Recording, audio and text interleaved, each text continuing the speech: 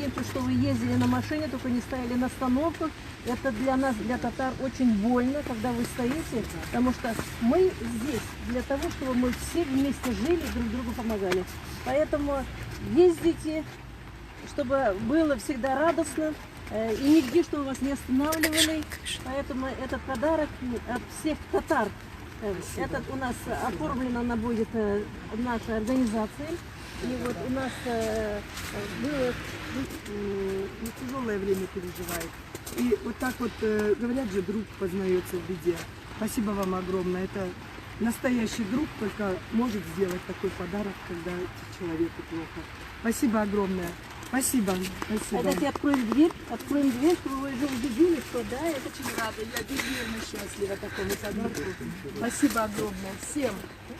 Всем, Гусина Кайдаровна, вам спасибо большое. Спасибо. Потому что вы уже 9-й год член нашего общества. Спасибо. Поэтому мы поддерживаем всех, кто у нас в наше общество. И от вас мы только знаем про вас, только добрые, хорошие. И мы с вами гордимся. Вот я была буквально в Татарстане, в бизнес-форуме, и каждый приехали всего мира татары. И каждый спрашивает, что случилось, как с нашей Раисой Минахмидовной. И знаете, из-за вас не только что мы, татары, в Кыргызстане переживаем, всего мира татары переживают, потому что это нельзя. Ваша боль – это наша боль. Потому что мы, татары, единый народ, мы должны всегда помогать своему народу. Но вы у нас незаменимы.